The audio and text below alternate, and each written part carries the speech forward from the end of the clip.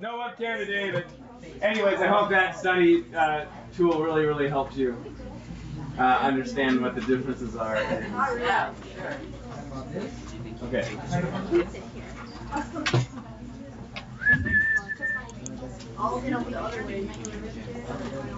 All right. Here's an example of an ionic colonnade that has survived the course of time, and yes, that is me. Your poses are True awesome. story. I am holding that entire volute up by myself. It was my glory days of working out, and so my Herculean strength was at its peak. So there's absolutely no, it's not made of styrofoam. There's just a big brace behind it, and they kept it up at the height that it would be if it had the shaft. But I am the shaft. I am the buffness there, so you can see that. Anyways, anywho, all right. Temple plans. The outline of the entire temple plan is as follows here. Again, a sketch would be good for you to have here, so you know kind of what the differences are, the ins and outs. The biggest thing that you need to know is the fact that the center room is called the cella. The C-E-L-L-A, the cella. And the outer rooms are the pronaos, and the back room is called the pistadomos. Pronaos and cella are the most important things. So as long as you know those two things, you'll probably be fine. Around the edges is called the peristyle, which is an external colonnade that exists on all four styles. That's also important. In part because when we start looking at other layouts, you'll notice that most Roman works, and then again most Christian works, are based on this idea of the Greek temple. The Greek temple later is evolved or adapted to be the Roman basilica, and then later the basilica, which is an administrative or a justice court kind of building, will later turn into Catholic cathedrals. So basilicas are a type of plan that is longitudinal, that is to say it is rectangular, and it has an outer area and an inner area. This is a typical feature of most temples. Even in the ancient Near East, even in Sumeria, the top of the ziggurat, there were peristyles, outer areas, and inner areas. Probably a colonnade structure that they go through that lifts up the heavy structure of the ceiling, and then an inner area in which you have maybe the cultic furniture that would be connected to the god, in which the priests or whoever was part of the process, they would be in the pronaos, and then the god themselves would actually live in the cella or the naos. The cella is the central room, and this room would be dedicated to the deity. In the case of Christianity, the cella or the central area, it'll have different names by the time of the cathedral. They'll have their own again, adaptation of the same layout, so different names. This whole area will become the narthex, and then into from the narthex into the center of the cathedral, which will be dedicated not to the gods but to the worshipers. And so it will be a place in which you'll see a bunch of pews. And that doesn't exist until Christianity comes on the scene and worship becomes a very prominent and popular object. So you have the core of the ancient Greek temple called the cella. There's a room with no windows, and it was built to the statue of the deity. It was preceded by the pronaos or porch with two columns between the antae, which you don't need to know, or the extended walls. So they have a pronaos or a porch, an outside thing. A smaller second room might be placed behind the cella. The Greek temple had a porch at the rear set against a blank back wall. Not as important, but it was important because it was part of their need for symmetry. So we have a room in the front, you've got to get a room in the back because they needed symmetry. And then this is the peristyle colonnade around the outside that held up the roof and also created an external walkway around the object. So that's the temple plan. Make sure you have it sketched out or written down. Give me about 10 seconds real quick. You don't need to write everything. Please don't do that. It's a waste of your time. Okay, I told you the three things that are important about temple plans. Cella, pronaos, and the peristyle around it. So it should be three rectangles that you create, outer rectangle, the peristyle, inner rectangle, cella, pronaos. Should take you 10 seconds. And here's a character now that's important in the history of ancient Greece. His name is Pericles. Pericles is a character, an important sort of dictator, a tyrant that is raised up, and as such, he consolidates the money and the treasures of the area in order to face external threats. Not like Robin Hood, because he's a part of the system. He's a governmental head. So in this portrait of Pericles, we see Chrysalis was said to have made a noble man appear even nobler. Classical Greek portraits were not likenesses, but idealized images in which humans appeared godlike. And so these portraits are not produced to look like the man, but to look like the man plus Zeus. So that is to say, like the god. So they create elements that are idealized, trimmed beards,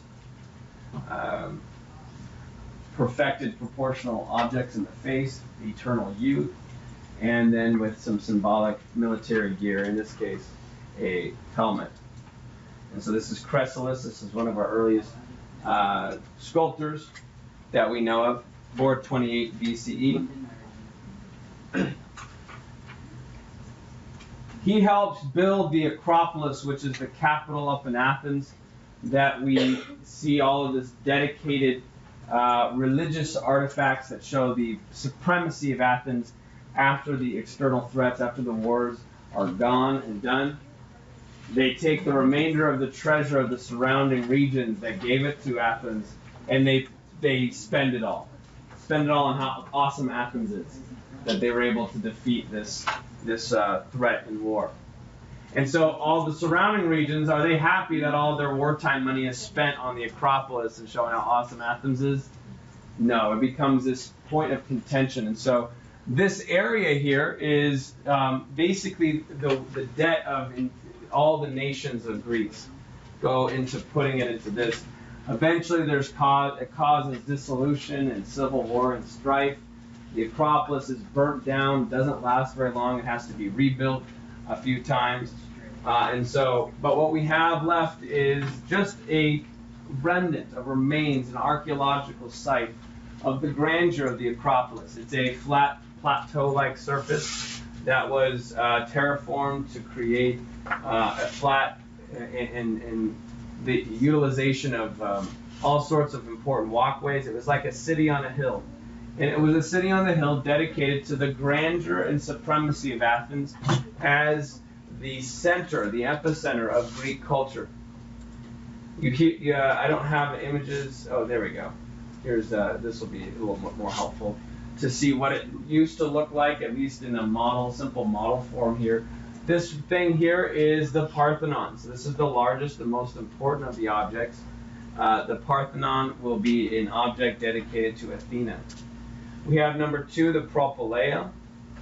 Number 3, we have the Pinakotheke, which is number 3 right here, a smaller object. These are all temples erected to different deities. We have the Erechtheion in number 4, which will be another important one. Basically, the Parthenon and the Erechtheion have elements that you'll need to be able to recognize. This has the Porch of the Maidens, which is an important work. And then the temple to the Athena Nike, which is the goddess of victory, right here down in the tiny corner here. Athena Nike is the goddess of victory, so we have sort of a combination of both Athena and Nike being dedicated in number 5.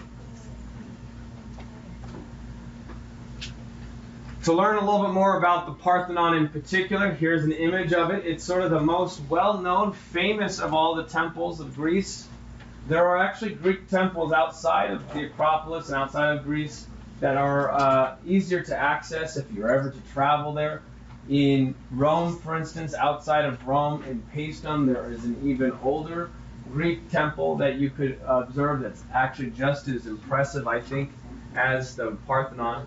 Unfortunately, the Parthenon is also debilitated over the course of years. It's been excavated, it's been ransacked, it's been destroyed. Chunks of it are in the British Museum, so you can see huge swaths of it reconstructed in museums, but it's also being preserved better in museums than on the natural site.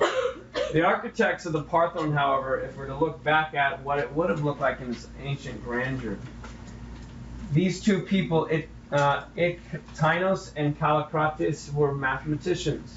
And so we get this development of math as a prominent feature of beauty and art, but also of architecture and measuring and civilization and music.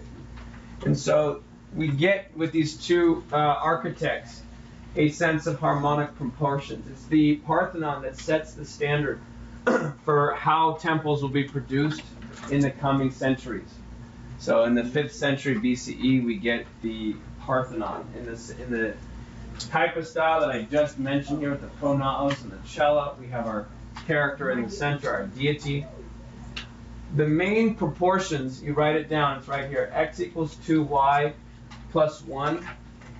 For columns, the plan is 17 on one side and 8 on another. So it's 2, so if you have one side having 8, the other side has 17, or 2y plus 1.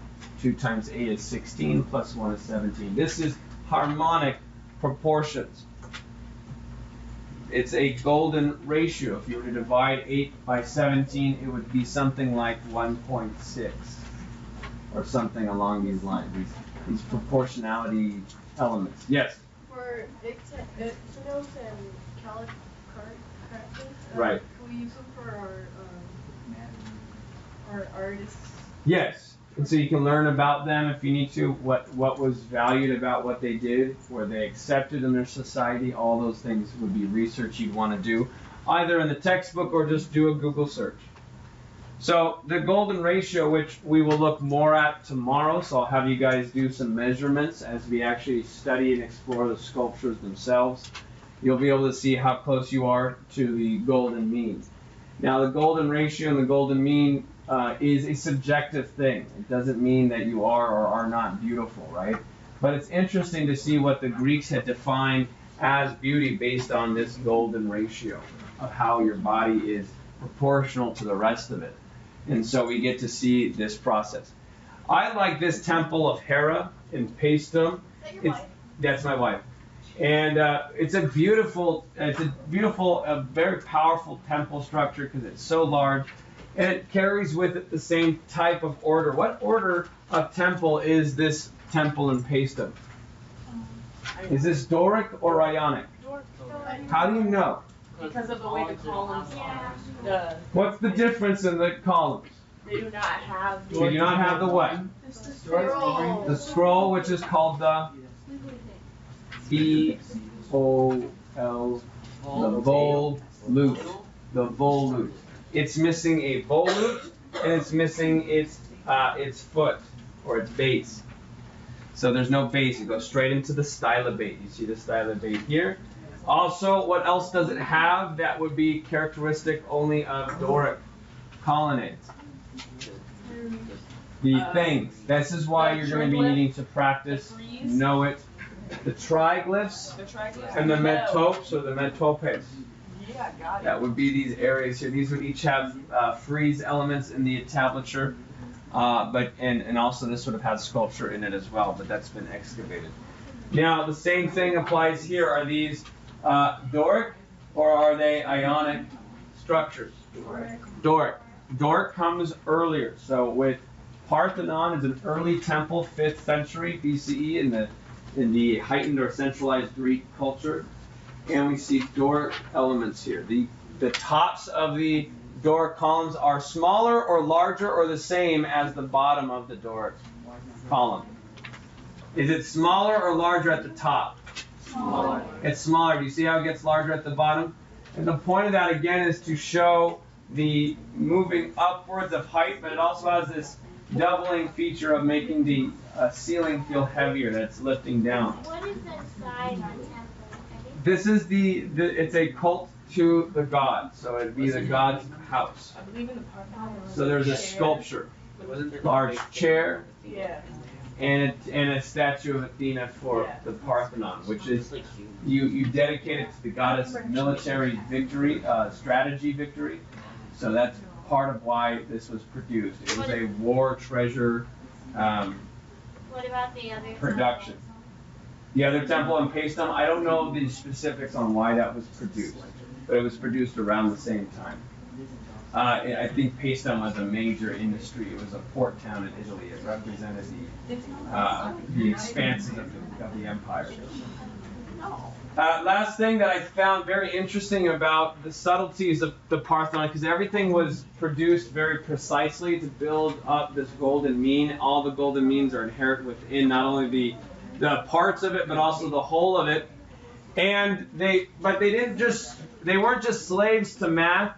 They also were considering how things looked from a beauty perspective, and this is kind of our evolving views of in Greece, even today, because we found out recently through measuring, like laser measuring, to get really close, that perhaps these people would actually break away from the mathematical formulas, because they knew, for instance, that the outer columns would have more light on them, to have more light going through them.